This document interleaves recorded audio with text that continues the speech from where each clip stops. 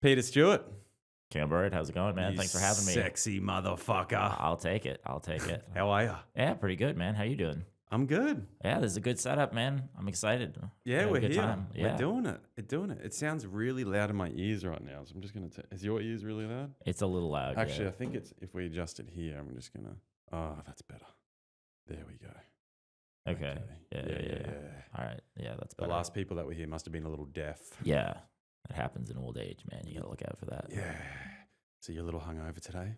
I'm hanging in. I've definitely been worse. Yeah. But yeah, it Well- was I was up the comic strip last night. So. Yeah. Did you perform? I did late night. So got up about like 10:30. Nice. Yeah, so it was a good time. Hell yeah. How long was your set? Late night, you do like 5 minutes usually. I Mhm. mean, sometimes you can squeeze a couple extra minutes, especially if it's a late night. Yeah. Yeah. So Hell yeah, man. So, to start with, you're not from these parts of the world, are you? I'm not. I am from Cambridge, Ontario, Canada. So about an hour outside of Toronto. There you go. Then the next 51st state of the USA. It's looking that way. There are some people in Canada who would not be bothered by that, but there are lots. I mean, good luck dealing with Quebec. I don't think they'd go for that. So. You have a really good joke about it. I saw you posted up. It was like people are talking about the coming to Canada and the 51st state, but if you don't come, I'm going to be disappointed. Like, Oh, yeah. It's such a sweetheart joke. I was like, Yeah, I like that one. Basically, it's about like every time there's an election down here, half the people are like, that's it, I'm moving to Canada, and then nobody shows up, and it really hurts our feelings. That's So, yeah. I showed my wife that one. I was like, yeah, he's a funny dude. yeah, I like busting that one out around elections, so it's a good one. Nice, man. So when did you move to the States? So I guess it was a little over 12 years ago. So January 2013, I moved. I was basically just out of school and came down here for work. Had done a little bit of comedy in Canada, not a whole lot, like 3 or 4 sets. And then didn't really get into comedy down here until 2017. That's when I started doing. The first mic I ever did was the Gladys Simon open mic, which I know you've done and hosted. That was the first one I did. Yeah. Oh, I believe it was one of the first one. Yeah. Yeah, so that's where I started, and that's where I met some of the other guys who we went on to found Comfy Comedy. But so started there, and then gradually moved out to other places. Nice. And you have been passed at the comic strip, Yes. but you've been passed twice there. You want to tell me about that? Yeah, absolutely. So actually, the first time I auditioned at the comic strip, I was about 6 months into comedy, and I was terrible. I was a horrible comedian. I went up and bombed. And I always say the first lesson you have to learn in comedy is that you aren't funny. And the faster that you can learn that lesson, the better off you're going to be. And so that was the night it became very, very clear that I was not funny.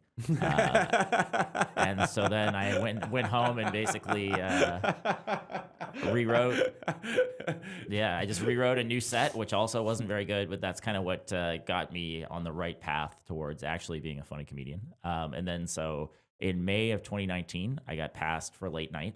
And what is that for the people that don't know? And I don't really know what it is either. Yeah, so late night is kind of unique. A couple clubs do this, and so basically, what late night is after the main show, it's a chance for you to go up and do 5-minute sets, and it's really to test out new material. So most comics, especially when you're starting out, you're going to open mics trying to write new material. Late night is great because in New York, open mics are rarely attended by real people. So you're talking to other comics, and comics have a weird sense of humor. So this is your chance to actually take stuff to a real audience, see if it works, and see if it can go into your actual act. So. And on those late night spots, when you're passed, are they paid spots? No. So late night, you're just doing for your own benefit. Gotcha. Yeah. And eventually, if things go really well at late night, you can jump from late night to being on the regular club roster. And at that point, you get paid to do those spots. And those are real shows. So you're doing those spots at 8 o'clock at night, 9 o'clock. Whereas, late night, you're looking at somewhere between 10 p.m. and 11 p.m. starts. Yeah. Yeah, that's crazy. But that's the nature of the beast. I love all the late stuff. Yeah, it can be. I mean, if you got a crowd that's up for it, it's fun. But there have been, any comic who's ever done late night at the comic strip. Well, there are some nights where it's awesome, and then there will be. I had a night where by the time I went up, there was one person in the audience, and he didn't really speak English. but he was like trying to be supportive, and it was yeah. So I mean, it's comedy, right? You've always got to take the good with the bad. I find that that stuff makes you grow though. You know, like Yeah. when I do my spots at St. Mark's, sometimes there's only 5 people, Yeah. and it completely changes the way you perform. Yep. It becomes you got to slow it down, and you got to make it like you're just talking to to the people, Yeah. 100%. but still be funny. Yeah, yeah, and I mean, it's a skill. Like Leslie Jones talks about her SNL audition, right? In SNL, they famously don't laugh and they all sit in the back.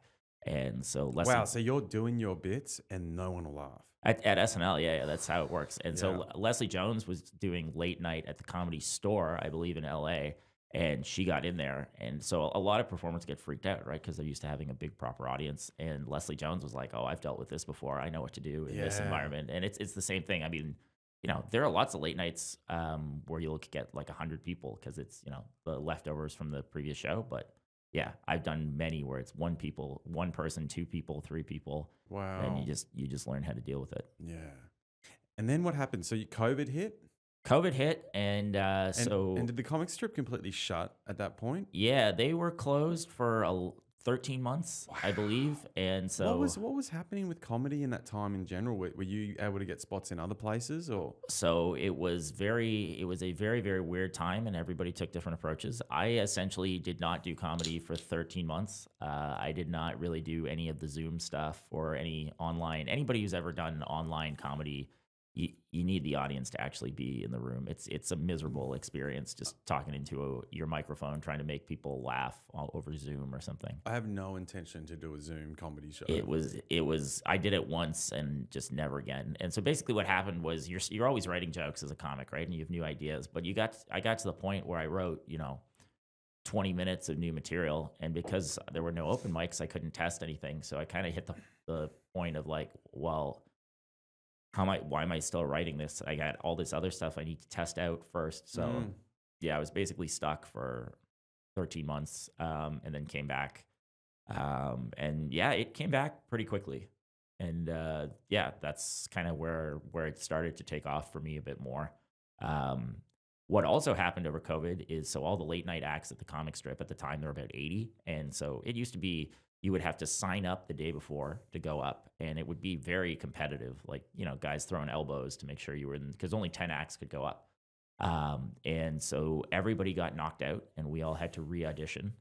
So I re-auditioned in April of 2022 and got passed back for late night. And so it was nice in the sense that we went from having 85 acts to about 8.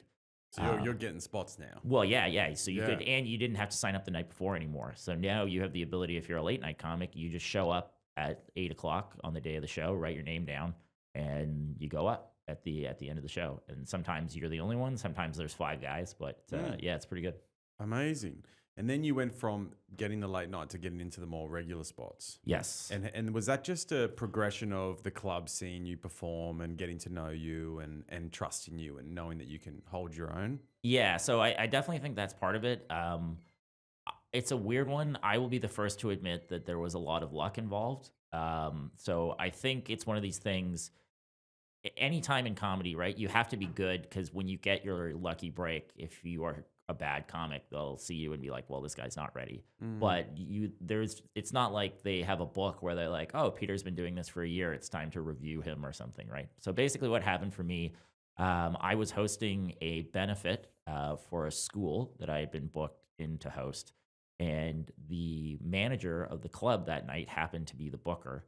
And so I noticed that he kind of sat in the room to watch my set. So I suspected, there wasn't really any reason other than that for him to be in there. So I figured he was probably watching me to see if I was ready. So obviously I switched to my best material, and did very well. And that's how I got through. So, Nice. yeah. So I think it's a hybrid of skill and luck in the sense that like the skill part is obviously I had all that material and was ready to go.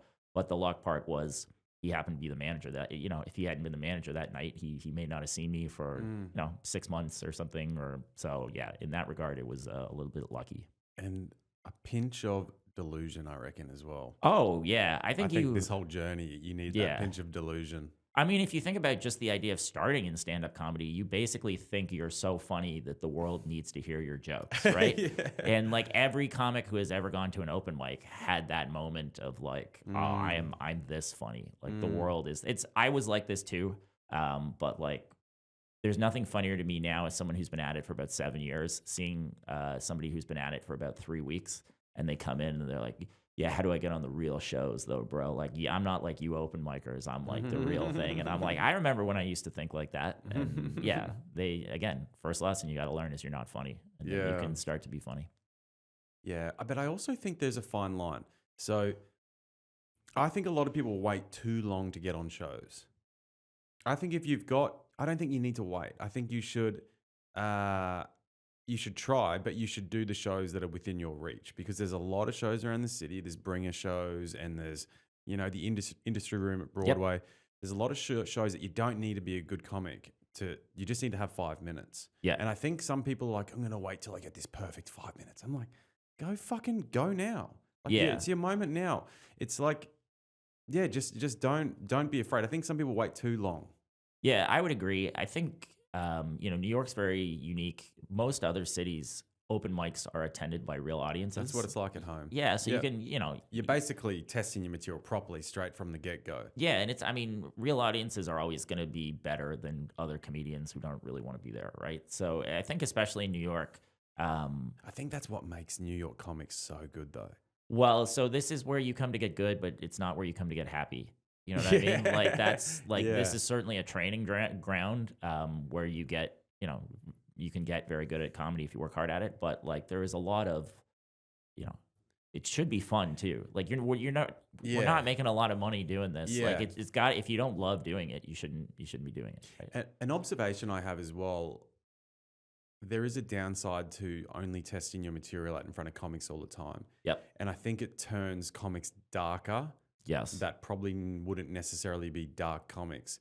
And I don't know, I don't feel within myself that that's probably the right way to start as like being too dark because you want to be bookable. You want to be able to get in front of as many audiences and be liked by as many people. Yep. And if you open mics, because we're so conditioned to comedy, it takes a lot to shock comedians. Yep. So you have to there's some, you know what I'm saying? Yeah, I agree. I agree 100%. And a big part of comedy is misdirection, right? And comics are very hard to misdirect because we've heard a lot of jokes. So to make me laugh with a big misdirection, it's got to either be very, very clever or it's kind of got to be dark because I've heard softball. It's like there's a joke that so many new comics come out and they do this joke and they don't understand why it doesn't work and they're like, oh, I just came out of the closet to my family as a comedian.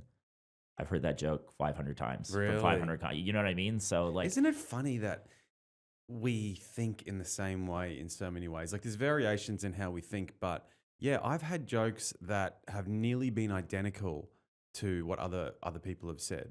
yeah, But I haven't. I've written it down. I've put it away somewhere. I never really told it. I'm like, that was my fucking joke. He didn't steal it but it was the same Yep. thing. It's pretty amazing. yeah. I think it's. I mean, sometimes there's low hanging fruit, right? And most comics are going to be able to pick it off. And those jokes, while they might be funny, you could go tell that joke in a city where they don't really have much comedy and they've never heard it before, so they think it's great, right? But in New York, where like people are just kind of inundated with it, like. That's the other thing about New York when you really think about it, right? Like you're doing an open mic or you're doing a show, a bar show or whatever it might be. People can go to the Comedy Cellar and see the best comics in the world, right? Like you are probably not even like the 50th best game in town. So Yeah. whereas if, I did some shows in Kansas City last month and the vibe was great, the people were great because they were just happy to see comedy compared to people in New York. So yeah, a lot of it is just how receptive the audience is, right? Now you've going from late nights to then getting past and doing like the shows Yeah. at the comic strip. How much time do they normally give you? So yeah, most spots at the comic strip are 20 minutes. Right. Yeah, and I mostly do hosting spots, but I have done some regular spots as well. Okay.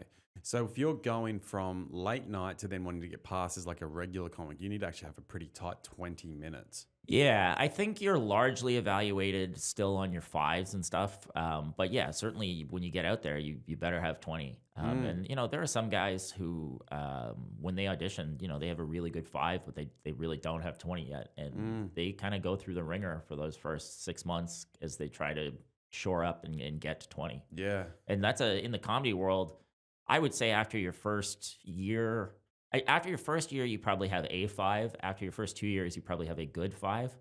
To get to a really good 20, that can take 5, 6 years. Mm, So it's not the easiest jump to make. And I mean, a big part of it too is how often you're getting up. Like if you're only getting up once a week, to go from 5 to 20 is going to take a long time. If you're yeah. getting up 10 times a week, it'll be a lot faster. I had a new experience on Monday night. I did my 3 shows at Broadway, and on the Yeah. last show, I kind of just gave a certain joke different energy. I just really, uh, the way I said it, I really made the crowd believe it, but I kind of like weaved into it a little slower than I normally would. Yep. And it was a misdirect. It's the joke that it goes, at home, I work with a bunch of blokes with special needs. Yep. And then the misdirect is it's construction. But Right. the way that I weaved into it, when I said I work with a bunch of blokes with special needs, the audience started clapping me and cheering me because they were like, "Yeah, good on you," Yeah. and it threw me so much because Yeah. I've never I've never had that before, and I started laughing, and then I laughed at the punchline, stuffed the whole joke up, but I explained to the crowd what was happening. I was like, and I because I there was like a 30 seconds of hysterical laughter that I couldn't control, Yeah. but it was this weird moment that I've never had, and it's a beautiful it was a beautiful moment. I was like, "Wow, that just goes to show that I'm telling the joke better." Yeah. And like you just said, it takes 2 years to get a really tight 5. I think it is just those little things, those little tiny things that you improve slowly, slowly, slowly, but you can really only improve that in front of live audiences. Yeah, I would agree for sure. And I mean, so much of it is just getting your reps in and to your point, I told it a little differently one night and all of a sudden you said it in a slightly funnier way and that's how you tell it, right? Mm, So, yeah, it's tricky. I think most comics are very protective of their jokes, right? And they have their favorites. But really as a comic, like if you think about even longer sets like trying to do 30, 45 an hour, you are constantly trying to write jokes to bump your existing jokes back, right? So mhm. I have a tight That's five. true, that is so Yeah. true, And yeah. I like my five and all that stuff. And I'll write a new joke and it won't knock a joke out in my five. And that's not the right mindset. The right mindset, like if I wrote a brand new five tomorrow that was better than my current five, that's the best thing I could do. Because now my current five goes to my 10, and then the Yeah, worst part of my 10 goes to my 15 and all that stuff, right? yeah. So yeah, you're always trying to basically, well, you should always be trying to basically knock your favorite joke back. Mm. Now, now that you've been around and you're seeing people that have been doing 20-minute sets and you're doing that yourself, what are the guys? I'm interested in the guys that are storyteller comics because I feel like within myself I've got quite a storytelling side, but Yep. it's very hard to I could say you can't do that in a 5-minute set. Have you seen guys that are more storyteller comics now and how they've worked through that progression?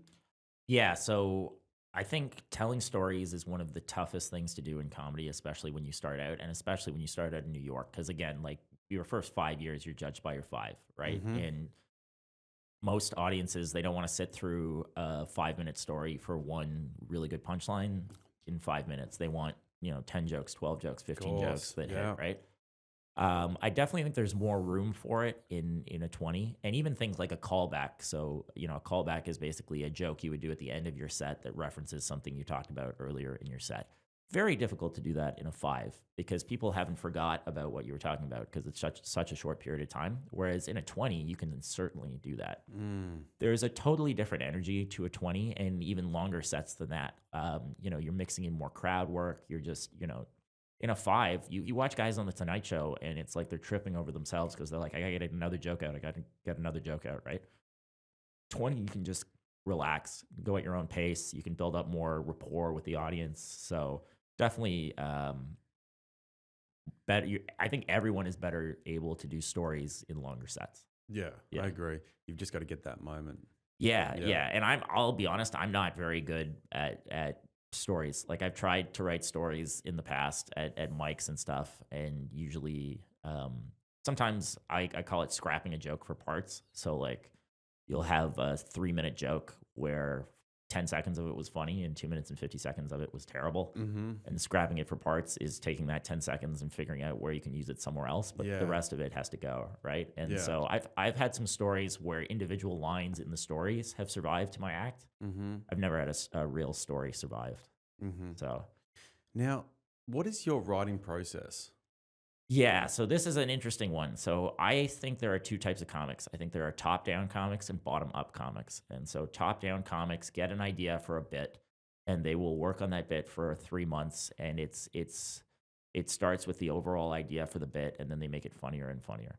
Bottom-up comics are more they accumulate a lot of really funny lines, and then they try to connect the dots to make them all seem like they're connected in a bit. Mm. Um, I am definitely a bottom up comic. So I am just trying to write funny individual lines and then I will figure out a way to turn them into a chunk. Mm. I'm much less talented at, you pick any topic, right? Let's say traffic in New York City. I'm not the guy who's going to go out and write a 5-minute bit on traffic, Mm. but I might accumulate 5 jokes over time about traffic and then I'll And glue then them pull it together into a in. bit. Mm. Okay, so then what is your process for storing those jokes? Because like there's so much just gets lost. That's what I'm finding now. I'm starting to try and organize it better, but it's like, man, Yeah. it's a it's a minefield. Yeah. Tell me your process. Yeah, so I mean, a lot of people believe that you should always have a notebook with you and you should write your jokes out by hand. I strongly disagree with that. So I think it's important to always have like a notes app or something because you never know when you'll have a funny idea that you don't want to forget about, right? Mm-hmm. But in general, I write in Microsoft Word, and when I structure a set, I do it in Excel, and my bits all have names and are kind of color coded so that I can see them all going together. Mm-hmm. The really good thing about using Microsoft Word is, let's say something happens in the news, I can just hit Control F and search for that word, and here's every joke I've ever written that even touches that subject. Right. So you'll just have word and you'll just keep rolling down the page. Just keep rolling down Pretty the pretty page. much, and Yeah. you're pushing stuff back. I use a rule of thumb, so I'll take stuff to open mics, and if it fails 3 times at an open mic, it has to either be rewritten or thrown away. If it succeeds 3 times at an open mic, it gets promoted to late night, and basically it's a So will race you to 3. then move it to a different folder? Once it's kind of written and I just know how to tell it, it just stays in the in kind Yeah. of the general abyss Yeah. with all the other jokes, but it does get moved to the Excel document where it has its own name and color where I try to put it into bits. Mm-hmm. And that's again like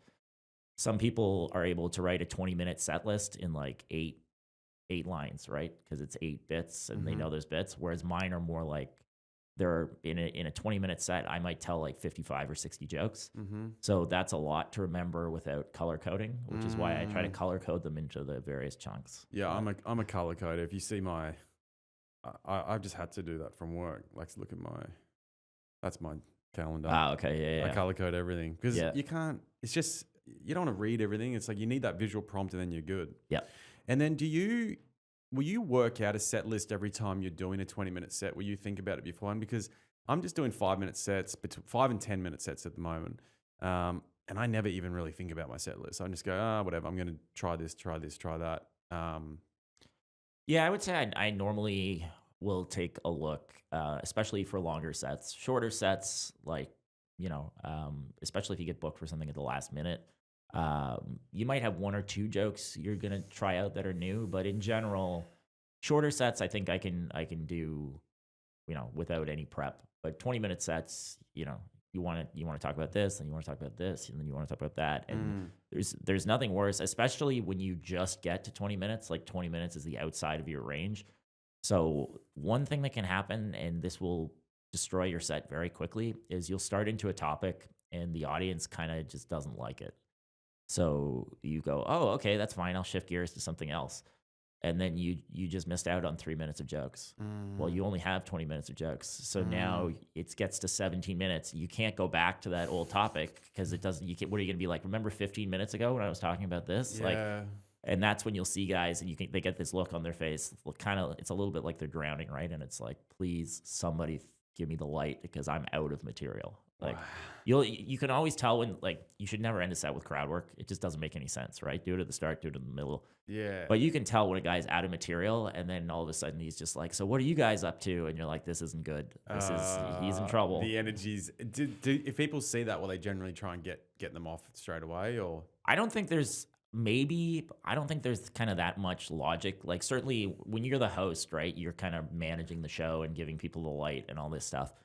I mean, certainly the shows I do, everybody in there is a pro comic. I'm not sitting in there watching their 20-minute set. No. Like I basically have a watch, and when it hits 18 minutes, I throw on the light. And Yeah. whatever's happening in there, you're a professional comic, you can deal with it, right? Yeah, yeah. So yeah, I would think. I mean, there are times where guys kind of scramble, and even, I mean, I've had it. I often will host one of the audition shows at the comic strip, and some guy will panic, and so you're supposed to do 5 minutes. You would get the light at 4 minutes, which indicates you have 1 minute left. I have seen people bail at like 3 minutes. And as the host, I'm not in the room. I'm not paying attention because I haven't even lit you yet. And you're auditioning for 20. Of course, you should be able to get to 5. And all of a sudden, you look at the screen and there's an empty stage, and you have to run back out there. And everybody's like, "Where was the host? Why wasn't he in here?" It's like, well, I assumed if you were auditioning that you could actually do 5 minutes of comedy. You know what I Yeah. mean? So yeah. Okay. Crazy. Is how many comics will they normally do on a when you're getting 20 minutes? Is it normally five comics a show? It's so 6. Some nights they'll do 7. Some nights they'll do 8. And Whoa, then that's a long show. it can be a long show. Does the audience normally bail on those? It's all over the map. I Yeah. mean, yeah, there's always some attrition. Like even while you're still doing the pros before you get to late night, there can be some attrition. Because I mean, there are people, especially on like a Wednesday night or something, like 10 o'clock at night, they got to work in the morning. You know what I mean? So I think it's really important. You don't take it personally. Like Yeah, that of happens a lot course. at late night. Like the guy before you will go up, and then 10 people will walk out, and I mean, it sucks because there are 10 less people, but like it's not personal Yeah, in any way, right? Of course, of Yeah. course. And what's the range of money that you make, or that you know that people make that are doing these? Because from what I've gathered, at the clubs that I have been sort of associating with, it's sort of like can range anywhere between like 25 for a spot during the week, and then weekends it can go up to like $200 for a spot. Um, Yeah, I think it depends on the club. I would say like 25 is pretty standard mhm, for a 15 or 20-minute spot at a club mhm. in the city. I don't know if this is true or not. I've heard the Comedy Cellar pays more, but I don't know if that's true. And then usually it doubles on the weekend. And sometimes it will actually quadruple on the weekend. And the reason it quadruples is not only are they doubling your rate, but you also will do 2 shows in an evening. So you might be on the 8 o'clock and the 10:30. That's great. Outside of the city, you can definitely make more money. Like I made like $250 hosting a gig in New Jersey. So, but you got to travel out there. You got, I spent of the 250, it cost me $100 just to get out there Yeah. and back to the city. So yeah, but we do it for the love. We do it for the love. yeah, and but just to be clear too, I mean, obviously, like if he's playing the Beacon Theater or something, it's different. But if somebody like Jerry Seinfeld comes in and is just working out new material at one of the clubs, that's the same rate he's getting, right? The difference is Jerry Seinfeld can go on the road this weekend and sell out a stadium and make $1 million, right? Whereas like a good road gig for us is like $100, $200. Yeah. Yeah. Yeah, it's a slow crawl. It's you're not getting rich in this industry anytime soon. No, I think like quite honestly, I don't think there's anybody in comedy who makes between like 100,000 and $1 million a year. You know what I mean? Like if you are truly a working pro in New York City, you work every night at the big clubs, you could probably rake in like 60, 70, 80 grand a year. Or like even if you're a writer on SNL, I don't think you make more than about like 70 or something like that. And then obviously if you're a big famous name, you make a ton of money. But there's not a whole lot of people kind of in that middle. Wow. Yeah, it's really that's like sort of seems to be the cap, and then you've got to just get famous to really leap Yeah. past it. Yeah, I mean, I didn't read the article, but someone told me I think Nate Bargatze made like $64 million last year or something, and obviously he blew up, when he hosted SNL, and he had a really big year last year. But like, I mean, there are YouTube videos of him working the Broadway Comedy Club, doing the stuff you're doing, from 2010, and now he's one of the biggest touring acts in the world, right? So you just never know when you're gonna blow up, and Wow. yeah, everything changes. So Hmm. Yeah, you gotta be ready for your moment, haven't you? yeah, and I mean, I think it goes back to what I was saying about skill versus luck, right? Like, there's no doubt that there is luck in this game, and there are times where you'll see comics you think you're better than getting ahead of you, and there are lots of comics you think are better than you who aren't getting ahead, right? But yeah, when the knock comes on the door and you finally do get your luck, you better be ready to play Mm, because otherwise it won't come twice. mm. Yeah. Yeah, I was talking to a comedian friend that's actually passed at the cellar, and he was telling me about some of his friends that have blown up on their podcasts, Yep. and he said that they had everything set up so that they were ready. You Yep. know, they'd had the space set up, they had the studio set up, they'd leased, you know, the area so that they could always have their podcasts ready. And then once they got famous, it was like boom, like let's go, and they were just doing it regularly. And I Yep. think that's sort of the same thing with comedy. You know, you've just got to be prepared Yeah. I mean, as and much as you can, so when your moment drops.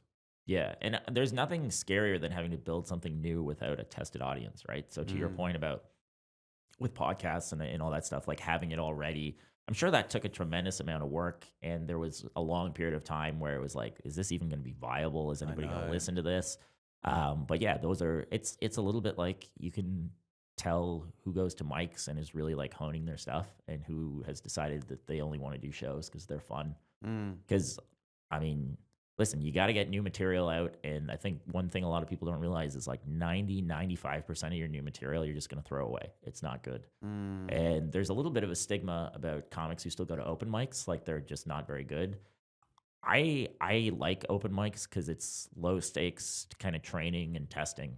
And I would hate to bring a truly brand new joke to a show because if it bombs, you lose all your credibility with the audience, mm. right? But there are other people. I mean, let's be honest, open mics can often be quite grim and unpleasant. And yeah, they're not a whole lot of fun to do, but I do think they make you a better comic, Yeah, especially in the early days. yeah, they have their moments, that's for sure. Yeah. Yeah, there's some fun ones. Once you start ha- making friends, it becomes a lot more fun. Yeah. And so, I mean, I run one and we try to be relatively selective about who we let on it because the idea of it's not a great experience, but it doesn't have to be as miserable as like there are some open mics that are in the back of coffee shops where you're going to get a 55-year-old white dude using the N word. And you're just like, Mm, this is not productive for anyone. Right. yeah, So, I'm glad you're doing that. So you're screening people a little bit. yeah, Good on you. yeah, exactly. Yeah. Because we just don't like, yeah, we're generally pretty open to anybody, but like if you prove yourself to be a lunatic, then we Mm. probably aren't going to let you come back. So your open mic has reminded me of home, and I'll tell you why. Because I'm an electrician by trade, and at Yep. home every Friday when we finished work, we would knock off and go to the pub. Yes. And then the boys would get together and we'd all be in trouble the next day by our wives and we'd all do silly things, but we did it week after week because that was what we did. And Yep. that, yeah, starting to like hang out with you boys has been awesome. Yeah, I mean, we try to be different than other mics in that it's like more of a community and guys hang out. And we have lots of nights where, 16 people will do the mic and we'll get like 12 people or 14 people to come to the bar afterwards. And, everybody hangs out for a bit. And Hmm. I think everybody gets along. I'm not aware of anybody not getting along. But yeah, No, that was definitely the vibe we were trying to craft. yeah. No, you're doing great. Comfy comedy, everyone, on Friday night at 6 p.m. at the comic strip. Yeah, in my opinion, the best open mic in town. But I can't say there is an official vote or anything. It's definitely in my books. It's definitely in the top three. With I think yours. There's the Judy Z's on Wednesday. Which Okay. I'm Yeah. really liking that one. I think actually those two are probably. Oh yeah, and Plan B comedy. Those boys, what they're doing. Okay. They're sort of there's like you kind of got three parallel groups of people who are like kind of trying to build a community behind Yeah. the open mic. Um, so they're good. They're the ones that are just really fun. Okay. I've never done Plan B. And then Judy Z's used to run a Friday night show. It was run by Sean Conrad and Mark Rogenkin. And I must have hosted that show 15 times. Like that's a great considering it's a bar first. That's a great room Mm, when they mm. do it outside. So yeah. Yeah, hell yeah. So, are the aliens real? Did you see all the drones coming through lately? Oh, the New Jersey, all Yeah. that stuff. What do you think about that? I mean, I don't think it's aliens. I would think it's definitely the government and like anything with the government, like I don't understand why you can't tell us what's going on. You know what I mean? Like I heard some crazy theories like they thought that Russia had smuggled a nuclear weapon through the port of Newark or something and they were scanning for it and I'm just like if you want these rumors to go away, just tell us what you're doing. You know what I Yeah. mean? I, Yeah. I heard, did you hear the one? It was a Iranian mothership that launched a whole bunch of small drones. Like, and Yeah. I thought about that. I was like, that's fucking cool. We can have drone motherships that released millions of other drones. Yeah. I mean, I would think that that is probably like the next vehicle for a big terrorist attack, right? Like you can just get thousands of unmanned drones to just attack a city. And they're not easy to target, right? Like conventional weaponry is not designed to try to take out 10,000 targets at once. So, It would be like, I'm surprised they haven't made a movie about it. yeah. Like millions of drones. They probably have, I don't know. They have millions of drones just going through the city and just like tormenting people. Yeah. What the fuck would you do? Yeah, I You'd have to get a gun with a net. yeah, I mean it would be one of those like believe it or not, the US is probably like one of the best equipped countries for it cuz so many people are armed, right? Like Yeah, yeah. the best way to fight like 10,000 drones is probably 10,000 citizens with shotguns, right? Yeah. Like Yeah. yeah, so That is why I have a bit of a different view because in Australia they've taken the guns away. yeah. But after being in America, I understand the culture a lot more. And being quite slightly anti-establishment. Yeah. Um, Anti-establishment when it's incompetent. Right. I think you should have guns. I think you should be able to have guns and defend yourself.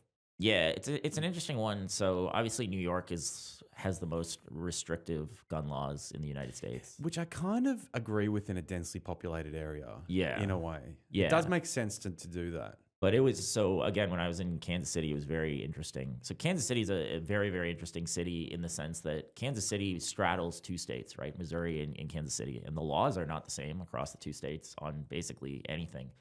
But it was wild. I mean, I shot a gun for the first time out there, and I mean, this is in my act, but it was real. In the next lane, there was like a 10-year-old girl just nailing bullseyes, like and I mean, way better shot than me. But it made me think. I do understand it from a defense angle, but then I was there with DJ Hairston, and we were just going to get gas at a gas station, and there were like two drunk people fighting, and DJ was like, "Look out! Like somebody's about to get shot." You know what I mean? Because it's yeah. So Mm. That's the problem. It's not ever guns that kill people, it's people that kill people. yeah, if there was a way, if there was If there was like a safety switch that could like read your palm or read your fingerprint and see if you were sane, like Yeah. a sanity reader. Yeah, I mean, you ever see one of those things in cars, like the breathalyzer in the car that you got to blow? You should have to blow into that to use your gun. Yeah, Then, yeah. Like, okay, you're reasonable and mentally sane today. But yeah, we can see that you love your wife. it was a wild. Yeah, it was just a totally different vibe. Like I would be worried. Like in New York, you have too much to drink and you get into an argument with somebody, nothing's really gonna happen. Whereas out there, you never know what could happen. I think the biggest problem would be suicide Yeah, I think that's a big risk. because Yeah. that's what that's usually the first thing people do when they want a gun. They either want to kill someone out of rage or they just fucking kill themselves out of misery, right? Well, yeah. Yeah, and it is, I mean, like suicide is a strange one. Like most methods of suicide are not that effective. Like the human body is quite resilient and I mean a gun is like quite effective. So yeah, it's a strange one. Well, I saw videos of these drones Yeah. and some of them don't look. I don't even want to call them drones. I want to call them UFOs. I feel like it's bullshit that we've dumbed it down. But anyway, I'm going to stay with the narrative. I don't see how it can be a drone. I mean, I just some of them don't were, see it. some of them were as big as SUVs or like those are yeah, like And they I were mean, silent. And then they just went yeah. into nothing Yeah. in a second. Yeah. I mean, I mean, I certainly believe that there have been UFO sightings that were unexplained, like actual, likely alien activity. Mm, I don't know if that's what was necessarily going on with all the ones over in New Jersey, but mm, yeah, I mean, you've heard high level Air Force officials basically saying we have no idea what this was. We saw it, and even scientists, usually scientists can be like, yeah, it's probably this or it's probably that, and even physicists and stuff are like, no idea what that is. So mm, it's an interesting one. Like if you think about kind of the cosmos, right? Um, the odds, not only are the odds of us being the only intelligent life out there slim, but the odds of us being the fastest moving in the sense of like our technological advancement, like we're mm. probably in the middle. If there are 10,000 species out there, it's reasonable to assume we're somewhere in the middle, right? Yeah, Like we're gonna have contact at some point. I mean, and unless the world ends for another reason, like we get hit by an asteroid or something. But yeah, at some point, we're gonna have some sort of contact. I would think. yeah. Have you ever thought that maybe the human civilization that we're living now has already been lived on this planet? So, like a species was here and left, Yeah, and then or got like annihilated by some sort of cataclysmic event and is like way down deep under the earth. Like it happened million like because we don't know how old the earth is. It could right. have happened 10 million billion years ago. We don't know. But I don't know then how that would affect with how close the earth is to the sun and vice because that also affects the planet. Um, but have you ever thought that maybe other planets as well have the exact same development, like the exact same species as humans? It's possible, and I think there are multiple ways it could happen, right? Like one is if there was, there could have been a society on Earth that got technologically advanced enough to leave and live somewhere else. But alternatively, I mean, a lot of things the way they evolve, it's for a reason, right? So they may not be the exact same as us, like maybe they have six fingers or something, but Mm, it's reasonable that you would have life out there that closely resembles humans. mm, So. But I mean, the other thing is the universe is always expanding, right? So are we ever going to have the technology, even if we know they're out there, will we ever have the technology to get to them? Because you yeah. got to go, you're talking generations of humans on spaceships that basically have to travel at the speed of light to get to Mm, where we need to go, right? So mm. If you, what do you think about these guys going to Mars? Is there even oxygen on Mars? so my understanding is, I mean, there might be a small amount, but we would have to build settlements that, you know, would would have their own oxygen generation capabilities. And so you would have to constantly be tanked if you're leaving, Yeah, and I think it's quite similar to what you would have to do if you were on the moon, basically. I don't understand what the urge is to get there then. Like it's this red, dusty rock with not a single thing on it. Is there water on there? Like why move towards that place? It feels like that's a planet that's dead. I agree. But you got to start somewhere, right? And I it's the get it. closest. I don't know if humans will really live out there. Like, I mean, it's possible. You never know. I mean, look at with the explosion of like lithium batteries and stuff. How important lithium is, right? There could be resources on Mars that one day are quite important. But yeah, Mm. it's hard to imagine it's going to be this really amazing territory for Earth or I something like mean, that. you'd have to be fucking crazy to leave this planet to go Oh, to that. You would have to yeah, be mentally insane. and Unless years you're of travel just to get there. yeah, I get unless you were a scientist or some sort of researcher and you knew you were coming back, like you could sacrifice a couple of years Yeah. or maybe 5 years, but for a life, no fucking way. No, and I mean, whenever you have expansion like this, it'll be like the Wild West, right? Because you'll get once a colony is set up. Well, who rules that colony? Is it elected? Mm, And let's say there's a civil war on that colony. Well, the closest Earth people are 4 years away. Like, not like we can do anything about it, right? So it would be, mm. I think, it would very much be the Wild West of space. Whenever you're on the edge of the travelable frontier. You reckon they would take guns to Mars? It does seem like the kind of place where people would have guns, but I'm Mm. not gonna lie. I'm probably biased by watching episodes of Futurama where they were there were rednecks out there. So that's, Really? yeah. So that I mean, I don't want to say I have independent thought on this one, but So What do you think about the JFK assassination? I mean, first of all, I thought Trump was going to reveal all these new details, and that went quiet pretty quick. What's going on, Donald? Oh, yeah. I Where's the mean, papers, Donald? I think the same guys who got JFK probably told Trump that, yeah, I don't think you're going to do this. Yeah. Trump, he doesn't. He said he was going to do it the first time he was in. Yeah, well, yeah, it was supposed to be that and MLK, right? More information on that. But yeah, I mean, I think it's hard to imagine a scenario where it wasn't somehow concocted by the CIA, right? And that's the reality of politics. Like, sure, you're the president, you're the most powerful man, but a unified force against anyone is very difficult to beat, right? So I would suspect that's what it is, and that would also explain why it's been so heavily redacted and kept quiet, right?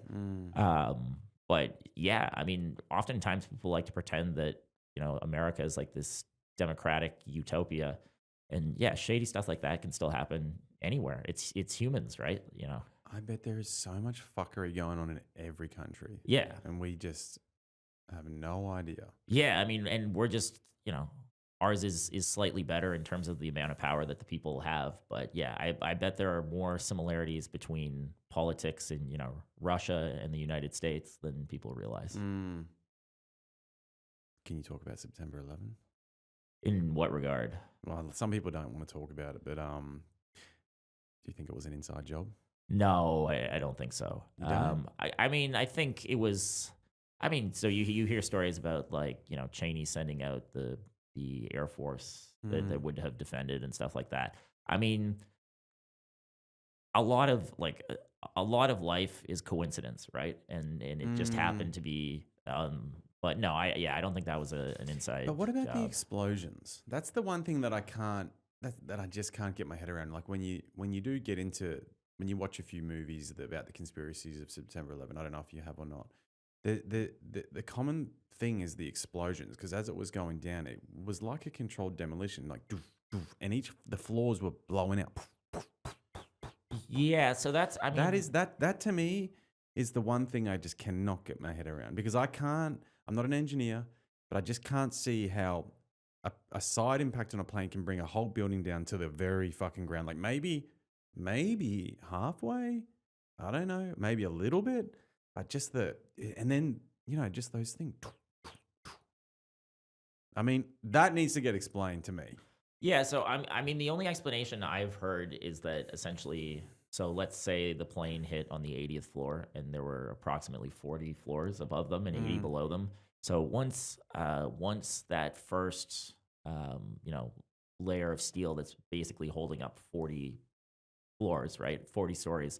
Once that goes, well, now the one below it has 41 on it. Well, if it went at 40, it's going to go at 41, and now it's 42, and now it's 43, and that's kind of why it went down like that. But I mean, there were stories of guys who worked in the Twin Towers in the basement, and they claimed that they saw explosions down there. Now, I do think those were debunked, but yeah. I don't know. I don't think anyone had ever prepared for. I mean, again, like the whole reason they chose flights that were leaving from Logan and I think it was Logan and Newark, right, is because they would have full fuel payloads. So when they hit, it would cause an even bigger explosion, right? So yeah, I mean, I don't think anyone has ever seen anything like that, or hopefully will ever see anything like that again. But it leaves a lot of questions, especially when nobody saw it coming, right? It leaves a lot of questions, a lot. And the way that the Air Force was scrambled on the day, like they were out doing training. It was the same thing when Israel got invaded by the Palestinians, like whatever date that was. The army wasn't even there. They were out doing practices on the other side of the country. And my friends, I've got friends that have been in the army for Israel. And one of my friends was like, it's really unusual that there weren't more people on the border. Normally there would be a lot of people on the border just at all times. Yeah. And I was with him in Mexico, and he was like, it's fishy. So I think I can see both sides to it, right? Like if you were an evil person who wanted to facilitate that attack for your own political means, it's the kind of thing where if you got tipped off that the other side was going to do this and you wanted to maximize damage for headlines, you could do it. Yeah. But at the same time, if the other side got information that, hey, they're just going to do their training this day, seems like a pretty good day to attack, right? That's true. It can kind of go either way. Yeah, that's true.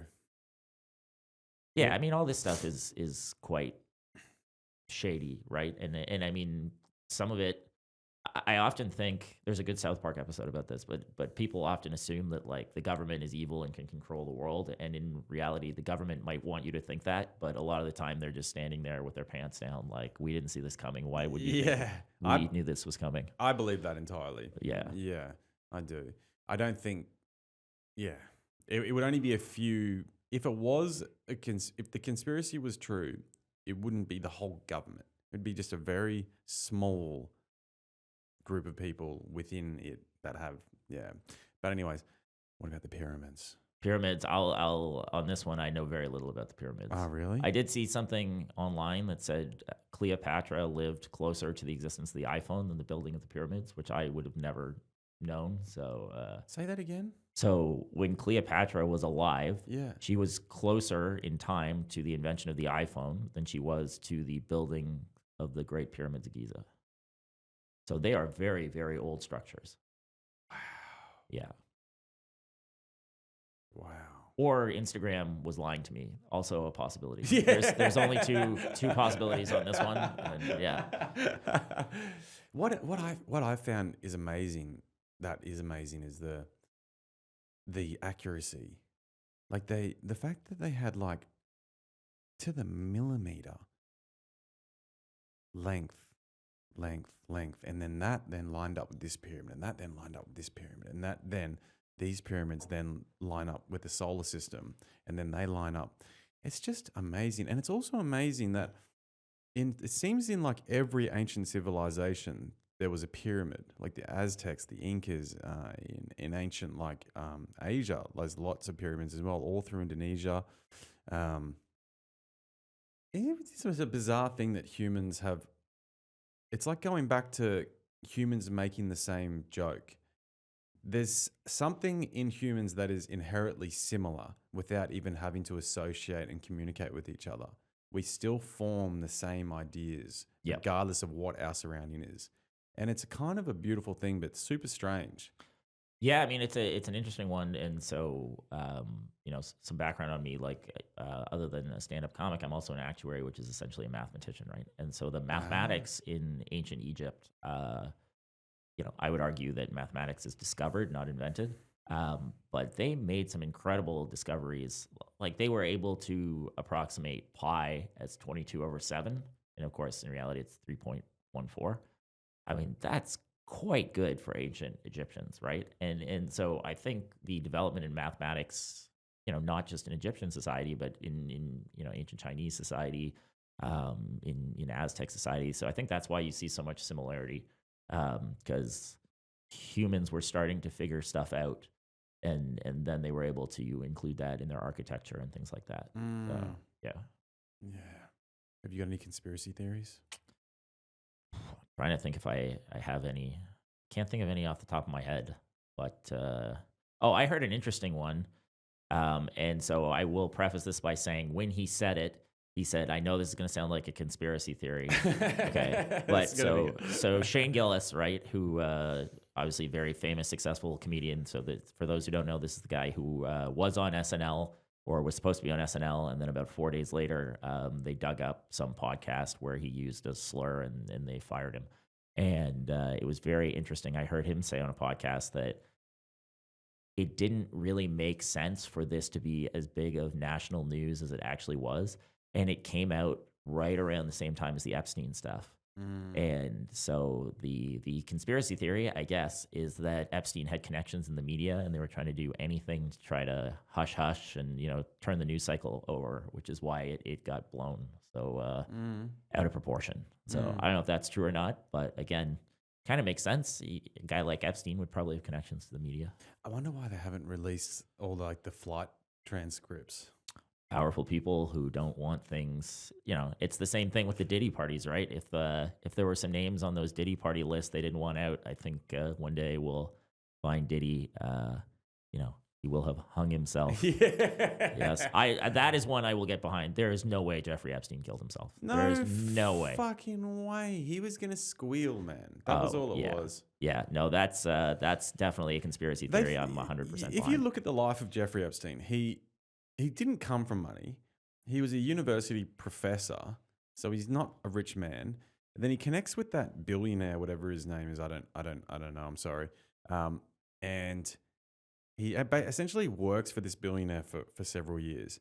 And then after he finishes working for this billionaire, he's now a millionaire himself. Yep. And they think the name of his game was blackmail. He would get people in these positions where they didn't want any public to know what Yep. they've done. And then he would use it against them to get money, to get favors. So I think he was just generally just a bad man. Yeah, and so I mean, a couple of things on that. So the thing that doesn't make any sense to me, right? So you had, I don't know the exact ages, but what, 15, 16, 17-year-old women doing this stuff, and you have all these creepy old men. It just doesn't. Why would you ever have 15, 16, 17-year-old girls? If you like younger women, why wouldn't you just go get 19, 20, 21-year-old women who are of age and are adults and can consent to these acts? Like it obviously was done in some sort of form of manipulation. And I never understood that because everyone says he's a pedophile, and he is a pedophile because he was banging underage girls. But these girls were, at the very least, if there is any light in this situation, they at least seemed to be like they'd gone through puberty. They were sort of they were women. Sure. And I never understood, why don't you just go get a fucking 18-year-old? Like 18-year-olds are Yeah, gorgeous and they're adult, yeah. legal. Yeah, no, but it goes back. It had to be as a means of power to basically say, now I have something on you. And the other thing is, And he's also giving something that they can't get themselves. yeah, I mean, I'm sure there were a tremendous amount of people who, once you start to get power, right, everybody wants to associate you with you, even though they may not know what you're all about. Like, I'm sure some of those guys were absolute creeps who were down for that. But I'm sure there were people who just hung out with him and all of a sudden were in this like terrible situation. And they were Yeah. like, I never even did this. And he could basically be like, well, it's going to be my word against yours. I'm sure there were hundreds of guys that went to the island that weren't touching the girls. I'm sure because you're not gonna, if you knew nothing about him, if you're just like, yeah, okay, you're not gonna turn down a free private jet, Yeah. beautiful accommodation on a pristine tropical island just to, Yeah. but once you know that he's a pedophile, you probably would, but Yeah. It's a strange one. And the other thing is, so do you know how he made his reputation and made all his money as an investment manager? This is unbelievable. So the crash of 2008, when the markets fell through, basically, he was going on vacation and basically was like, I'm going on vacation for a week. I don't want my clients' money invested in the market because I don't want to have to sit there and worry about it. So he pulled all their money out of the markets on a Friday, and then the markets crashed on Monday. And so he basically was able to buy everybody back in at way lower prices. Pure luck. wow. And I mean, that's the thing that's so funny about investments, right? It's very difficult to differentiate between luck and skill, especially over short time periods. Yeah. And that's basically how he was able to have such big returns and become sort of this big investment guy. Luck, skill, and delusion. That will take you a long way in a lot of fields. So what is it like doing, so you're actually a mathematician? Yeah, I mean, actuaries might get mad if I say this. We're light end. We're not theoretical mathematicians or anything, but we deal a lot in financial mathematics and statistics. Yeah. Yeah. That's interesting. My cousin's a mathematician. I always wondered why there's still mathematicians now that we have the calculator. Can you explain that to an idiot like myself? Are we talking about like theoretical mathematics? Or are we talking about I guess theoretical makes sense to you because you can't. Yeah, I mean, theoretical has a lot of different applications depending on what field you're studying. So it could be like pure mathematics, applied mathematics. A friend of mine, he is a professor and he does a lot of work with probability fields. And so math is an interesting one. There are a lot of things in math where you kind of look at them and you're like, okay, this is very complicated and cool, I guess, but this has no real application in the real world. And then there are lots of areas in math that do have direct applications. And so, for example, my friend, he could have easily worked at Goldman Sachs and been a quant trader because they're looking for any edge they can get, right? But yeah, I mean, in terms of like what I do, So I work mostly in pensions and all the mathematics behind calculating the value of a large pension plan. Obviously, that's all solved, and we have computer programs that can help us with that. Our role is more in assumption setting. Whenever you're doing these calculations, you have to make some assumptions around things like what investment returns are going to be, what's inflation going to be, stuff like that. And those assumptions can have impact liabilities by hundreds of millions of dollars for these companies. So it's a lot of understanding the business world around you and the financial markets around you, and then you're applying those assumptions to your model. Mm. Where do you think we're going? Where do you think the world's heading? Do you ever wonder about that? Like, like if do you think we're in line for like another big financial crash or like a big global enlightenment, or do you think like the human species is just going to keep doing its thing for a while? We're going to be colonizing the freaking Mars or Yeah, so I think we are very, very due for a nasty recession. I mean, if you look at back to 2008, we've essentially had long periods of strong bull markets, and a lot of that has been facilitated by monetary policy and fiscal policy that was basically do whatever we can to stay out of recession. And part of the problem with that is the business cycle happens for a reason. And if you want to keep kicking the can down the road, eventually, when you do have that recession, it's going to be very nasty. mm, I don't think it's. I mean, we've made a lot of advancements as a society since the Great Depression, but I think we could be in for a recession of that magnitude. I'll tell you. I mean, this is a kind of niche retirement one that nobody wants to talk about, but we have kind of witnessed what I would call the greatest theft from employees by employers in history in the last 20 years, and no one is paying attention or cares because it's a problem for 30 years from now. talk to me about it. So essentially, there are two types of retirement plans. There's what's called a defined benefit plan, where in your retirement, um, your company will pay you, for how based on how long you worked and what your salary was, they might pay you um, whatever, let's say 3% of what your final salary was every month in retirement. So as long as you're alive, you have that stream of income coming in. You don't have to worry about your savings running out because even if you're a 100-year-old man, you're still getting your check from your company. The other type is called a defined contribution plan, which is basically like a pot where they just give you money and you can invest it. But once they've given you that money up front, they're like, yeah, we're out. We're no, it's your problem now. And well, not all, but most major corporations have moved from defined benefit to defined contribution because they don't want to have the risk associated with, how long is this guy going to live? What if financial markets collapse? All that stuff. So as a result, the onus for saving is now on the individual. And that is a skill set that most people don't have. Mm, And unlike a defined benefit plan, in a defined contribution plan, when that money runs out, you're toast. You're not getting any more money. I guess you'll still get Social Security, but even Social Security is dangerously underfunded in this country. You're gonna have people who are gonna have to work into their 80s because they can't afford not to. And it's a sad thing to say, but I think there is going to be a sizable portion of our elderly who are living off cat food because they ran out of money. wow. And if you're a corporation, I guess you can say, hey, it's not our responsibility, and that's an argument for another day, I suppose. But yeah, I mean, the individual, that's when things can get really scary. And whenever they make changes to Social Security, right, they never want to touch existing benefits. They always do it in the future. At some point, future generations are going to say, this is BS. I'm not paying into something that I'm never going to receive. And that's when you'll see societal unrest. Wow. Yeah. But again, nobody cares because that won't happen for 30 years. Well, Mm. 25 years probably. Why did it change? Well, companies didn't want to have these big liabilities on their books, and then if so, like let's say I'm picking, let's say I'm a car manufacturer, right? I'm in the business of making cars. I'm not really in the business of managing pension liabilities. I really would like to get these off of my books if I could, right? So all they have to do is say, well, we're not going to offer this anymore. It's the new type of plan. New type of plan. Yeah, you pay them up front, and then it's done, right? So you don't have to manage these liabilities. and it basically helps reduce risk on your balance sheet. Mm, And if you're a CFO, that's something you like, and that's something that Wall Street likes. So it will help your stock price. mm. Okay.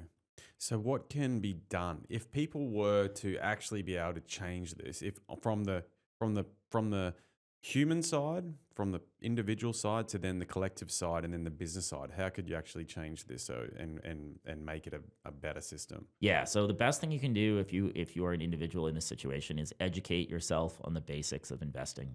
And I think a lot of people think, to manage your money, you have to be like a stock picker or something. That's really not the case. You just want to put yourself in a situation where how you allocate your money between fixed income and equity makes sense based on your age.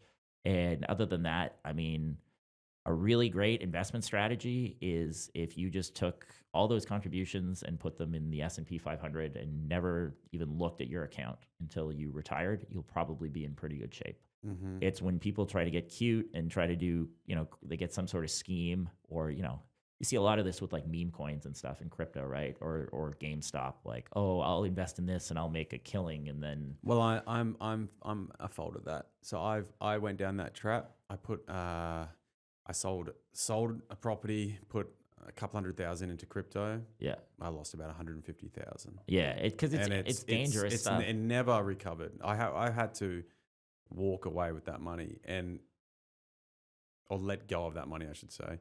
And that fucking hurts. I've now learned my lesson. It was a hard lesson to learn. There's no get rich quick scheme.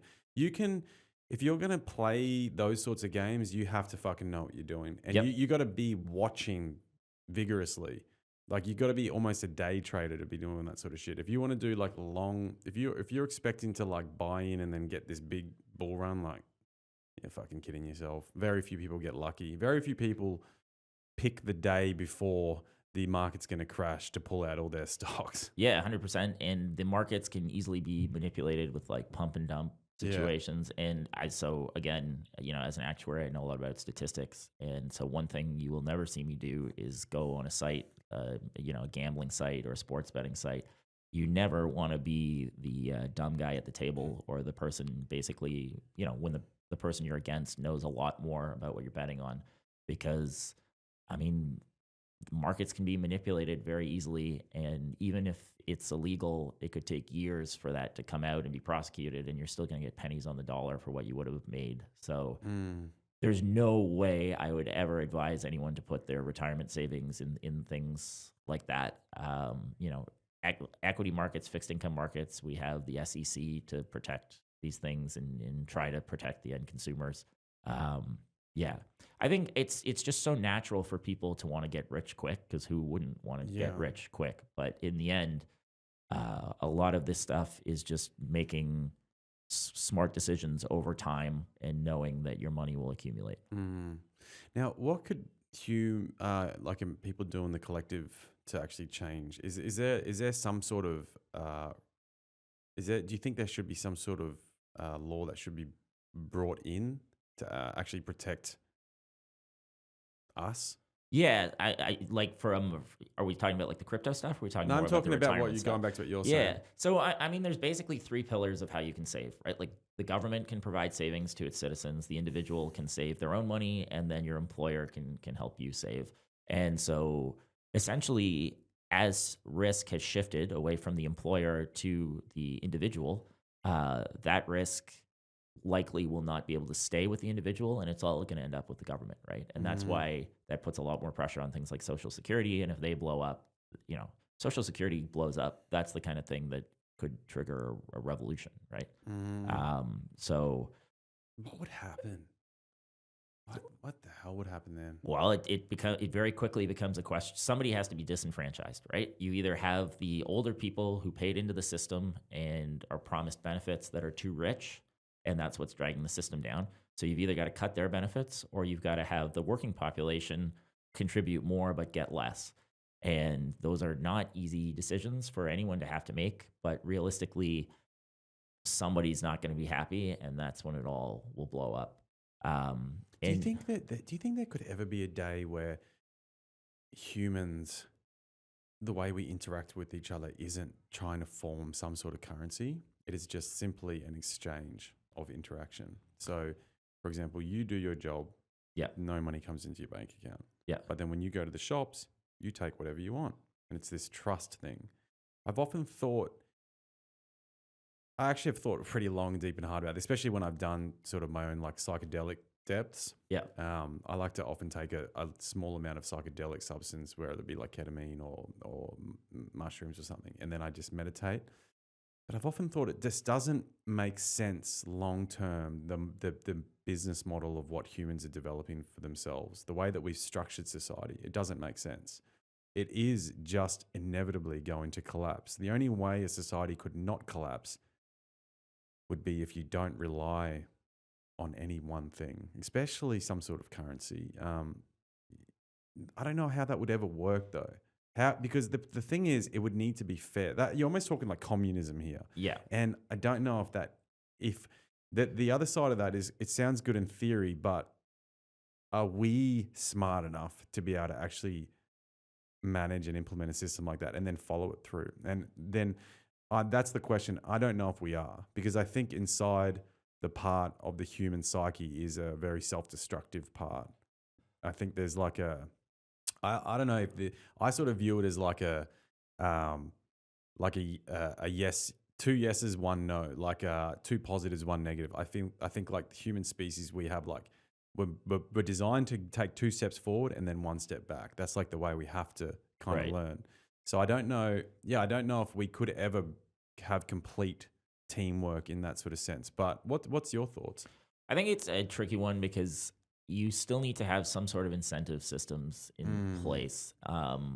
And sure, I mean there are people who would argue that should the world have billionaires? Does anyone need to have that amount of money, right? And I would argue it's a weird one. You need to have systems in place to incent somebody to go out and create something like Facebook or Amazon because of the value that it brings to society. But at the same time, I mean, lots of billionaires didn't really create anything. They just lived off of other people's, but I don't know. I don't know if most people that have these truly beautiful creative ideas that actually become meaningful and really succeed.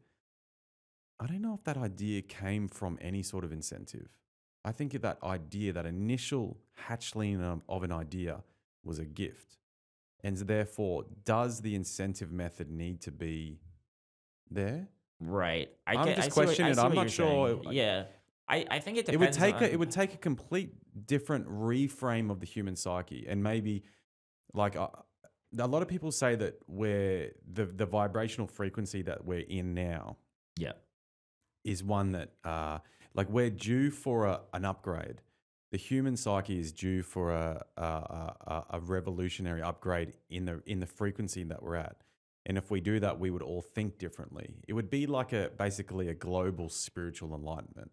Yes. And I wonder if that does happen, which I hope it does. I hope it happens in my lifetime. I wonder if we would all look at the world differently. Like we could still interact and be who we want to be. We still go to work every day because we have to contribute a little bit. But yeah, A lot of it is a function of technology, right? Like, so if you go back hundreds of years ago where humans essentially had to fight each other for food and shelter and basic stuff, right? It's tough to be enlightened when you suspect that your neighbor is going to try to kill you for your bananas or whatever it might be, right? But I think as there's technological advancement, it certainly opens the door for different ways of thinking. Like this is going to sound like a Black Mirror episode or something. I don't think we are that far away from the concept of being able to, instead of dying, your consciousness is uploaded to the cloud. You know what I mean? And I'm not saying that's I going to don't happen either. in my lifetime, Mm, but like these are concepts. I mean, compare that to, 1995 when most people didn't even have the internet and mm, all this stuff. And so these technological advances enable, like at that point, imagine a world where there's essentially no longer death. mm, That's a huge advancement, right? mm. But I think back to the point about like, do we need incentive systems and this stuff? So I think a really good example is the idea of kind of Facebook versus Amazon, right? So Facebook is this tool that revolutionized the way people interacted with each other, right? And I could see that being invented without profit incentives. But something like Amazon that effectively exists to add efficiency to the market, and now you can order whatever you want to your house and all that stuff. Like that's much less sexy. That's like something that just needs to get done. And I think there is risk that without incentive systems, stuff like that doesn't get done. Yeah, but the problem with incentive systems is you just end up creating this thing that it doesn't even need to be. Like, we just accumulate so much shit that isn't even necessary. It's not Sure. even, it doesn't even, it doesn't even add to your human experience in any way. Like, sure, certain things do, but there has to be, I don't know, there has to be a rethink in the way we are living at some point, because with the trajectory in which we're going, especially like when it comes to like waste management and that sort of thing, that's the problem with these things. There's this balance that isn't quite, we Yeah, haven't figured that it out has to yet. be a crisis And before we fix it. I don't know, you're right. I don't know if at the moment, I don't know if we certainly wouldn't have, I don't know if we would have or wouldn't have, I don't know. But I think the financial incentive is what has pushed a lot of people to do a lot of things, Yes. without a doubt. Without a doubt. But I mean, we also face unique challenges in the sense that, so, I mean, you're Australian, I'm Canadian. We come from countries that are from, quote, first world countries, right? Well, there's a lot of advancement and development in countries like Brazil, India, China, and people in these places, they see the way we live and our quality of life, and they want that too. And there's a bit of arrogance from, I'll call it the West, but really it's the developed world about, we're going to lecture you about, hey, you don't get to have gas burning cars. You have to have electric cars and all this. And these countries are going, well, no, no, no, no, no. You get to have them. So why don't we get to have them? Right. Mm-hmm. And I mean, the sad reality of Earth is resources are finite. Right. And there are going to be big struggles for resources, and it's going to hit people's quality of living. Right. So but again, I do think the solution is technology, right? If technology can figure out ways so that instead of X resources, we only need X divided by 2 resources, then all of a sudden quality of life can just skyrocket everywhere. A way to do that would be to think of end of life with everything we make, Yeah, and have everything that we produce be able to be easily deconstructed, sorted, right, and reused. right, That would be, then you would never really run out of resources. You would just reuse them as a building comes, if a building finishes its lifespan, you would just bring it down, reuse everything, go again. Like all this equipment, you'd break it apart right. as simple as you can. I mean, that would be the way that I would imagine you could probably, certainly there's still going to be things that are, I'm sure that we would run out of, but we could slow it down a lot. Oh, absolutely. We're just extracting, using it, throwing it in a big pile of shit. Yeah, well, yeah. I mean, and so I think the challenge is back to the idea of throwing it in a big pile of shit, right? Like when you first invented phones that had lithium-ion batteries, everybody just went, "Wow, this is so cool!" Like we didn't have this 2 years ago. This is nuts. And so at the start, when it's just like, "Oh, we'll get these in people's hands and it'll be cool," and then after a while, people start to go, there's not that much lithium on this planet. What are we going to do? And that's where you start to see, like a lot of these guys, cell phone service providers and all this stuff. That's why they want you to trade in your old phone, right? They want to get their hands on the lithium. Really? Okay. Well, I think there are other factors as well. That makes sense. Yeah, like humans, like we're very good at like get this cool new thing over the line, and then we don't think about the sustainability side of it until it becomes an issue, right? We still, I mean, if they found a ton of lithium somewhere, it would just be the ultimate excuse to kick the can down the road a decade, right? But because it's a problem that's hitting us right now, then we're like, oh, okay, maybe we should think about this. We tend to be very lazy, right? Humans, like, we're very resilient, but until a problem is right in our face, we're like, we'll do it tomorrow. It's fine. There just needs to be better leaders. I don't know what the answer is, and the problem, I do think one thing is that the whole 4-year election cycle is kind of toxic. There is a downside to making it longer, but there's also, I think, a lot more plus sides where you can really settle in. If you could do a 10-year term, you could really make some decisions. And if you had like if you had, say, for example, you're the president of Canada or prime Prime minister. Minister, Yeah, yeah. same with Australia. So, say for example, you're the prime minister of Australia, and you had 10 years, and you said these are the things we're going to implement. These are the steps we're going to do, and we're going to recreate this whole system. We're going to recycle everything. We're going to bring like all manufacturing back. We're going to do everything and do this. So eh, you could do it, but I don't think that in the political spectrum that we have now, I think it would be impossible. It would be absolutely impossible. You just can't make big changes. Yeah, and I mean, Maybe not. I could be wrong. Nothing's impossible. Nothing is impossible. But yeah, I mean, here it's even more crazy, right? You look at the congressional cycle; it's every 2 years, and so you win an election, and within 6 months, you basically have to be gearing up for your next election, right? It's crazy. we don't have that at home. It's everything's aligned with the 4 years. Yeah. Same with So Canada. our system is built on the British system. Yeah, And same. so yours is, yeah. So I mean, that's a concept a lot of Americans get freaked out by. Like if you have a majority government for 5 years in Canada or four, I guess, in Australia, you can do whatever you want. And that doesn't exist here because you obviously don't have to vote with your party if you don't want to. But yeah, I mean, I think we've seen this obviously in the United States. We've certainly seen it in Canada. We see it in the UK. It seems like an awful lot of government exists to benefit the people who are in the government and not the people. And I think you can only push people so far to the point that one day, again, like people think there's no way we could have civil war. There's no way we could have revolution. I mean, Donald Trump was about 2 inches away from being assassinated. That probably would have started a civil war.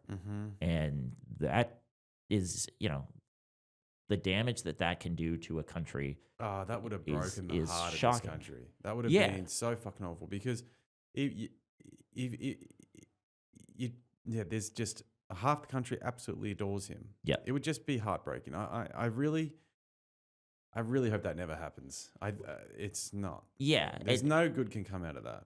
It's a good example, though, of how revolution, while it is enacted by the people, it is very rarely created by the people, right? Like that lunatic who took that gunshot could have changed the course of history. And 99% of Americans would have said, we don't want that, right? Then you get the fuckwits that are like, I wish they got him. I'm like, Yeah, it's a little bit hard to take, especially. I mean, imagine if someone had done it to Biden, and basically anyone who has hypocrisy on this matter, I can't trust. yeah. Regardless of whether you are right leaning or left leaning. If it's okay for the other guy to get shot but not your guy, then I think you have a few screws loose. Yeah, I agree. I was having this discussion with my brother. I've got a triplet brother. Shout out, guy. We were talking about, the saying absolute power corrupts absolutely. Yes. Do you think that is true? Do you think everyone, if we were to step into a next phase of human existence, Right. what I was talking about before, do you think even then we would be still corruptible? If we actually, if human beings stopped killing each other and actually started loving each other and growing and actually making the world a better place, as much as that all sounds corny, but you know what I mean? Right. Is there still going to be cunts that are just fucking, once they get the money, they get the power, they're going to want to fucking take it all? Yeah, I mean, I don't think you can ever. I mean, just the range of different personalities in a society, right? Like, there are always going to be people who will do whatever it takes to put themselves ahead, and I'm not sure how you could ever have a system that doesn't. But if you have put that. someone like Gandhi or the Buddha or Jesus or even Eckhart Tolle, if you know anything about him, guys that have been spiritually enlightened, if you put one of those guys in power, do you think even they would be corruptible? Well, I think the question is, how do they stay in power, right? So let's say you had this scenario where everybody agrees that this person is morally, incorruptible, and so they'll be our leader. And okay, that's fine. And then who's going to be the next leader? And then nobody can agree. Like, this is part of the problem with politics, right? Like, most sane people would never put themselves or their family through all that stuff. But the type of person who wants power that badly is willing to do whatever it takes to get it, right? It's a little bit. D.F. Sweedler has a joke about how if you want to work with children, you shouldn't be allowed to work with children. We should only be able to get people who said, no, I don't want to work with children, right? Because there are incentive systems, even though 99% of people who want to work with children are doing it for the right reasons, you're opening the door to the 1% who are creeps. Mm. So yeah, I think it's like it's a little bit like looking at the history of the United States, right? Like when democracy started, and oh, we'll elect these officials, and if they're good, we'll keep electing them, and if they're bad, we won't bring them back, and all Mm. that. That's all well and good, but like over time, the system is just going to evolve into like the worst Mm. version of itself. Mm. Well, I think if you bring it back to the most simplest thought is that everything lives and everything dies. Yeah, Everything erodes in some way. Some things erode in a good way or bad way, but at the end of the day, it's something. It's going to go bad at some point, yeah, and that's death. But usually, it ends up not being a bad thing. Usually, if there's some sort of from death there is life and etc. and it grows and grows. There's always something. It's like bombing at an open mic. It feels like the fucking worst thing, but ends up being the best thing in the end of the day. It's just hard to see that at the time. Often it can take a long time to you learn the lesson of that. yeah, absolutely. I mean, change. The irony of change is, in most situations, change is the best thing that could possibly happen, and the vast majority of us are very afraid of change. Yeah. So Well, I think this is a really good point to end it. sounds good. Mate, you're Yeah. a fucking legend. I Oh, love I this. appreciate you having me. This was a lot of fun. Yeah. So, yep. Give me your plugs. Tell everyone again about your mic. Tell everyone about your Instagram, and we'll also have it on the details on the show notes. Yeah, so I run the Friday night open mic at the Comic Strip. It's with Comfy Comedy, so you can follow us on Instagram at Comfy Comedy NYC. I'm also doing lots of shows, touring around. So if you like my comedy, you can check it out on Instagram at PStew Comedy. So PSTEW Comedy. I'm in at the Comic Strip a fair bit. My next show there is on February 17th, and then I'm also at St. Mark's Comedy Club in the East Village. Nice. Guys, Peter Stewart is an absolute legend and he's fucking hilarious. So if you can, follow him, follow everyone that comes on the podcast because they're all absolute legends. We're building a good community here. Thanks again, Pete. You're a bloody legend. Of course, man. Thanks for having me. All right. See you on the next one, guys. Hey guys, thanks for listening to this episode of Going After It with Cam Bird. Produced by Cam Bird. Podcast edited by Calpit. Music by Brian Rigby. If you've enjoyed this episode, please like and subscribe. And if you can, get after it.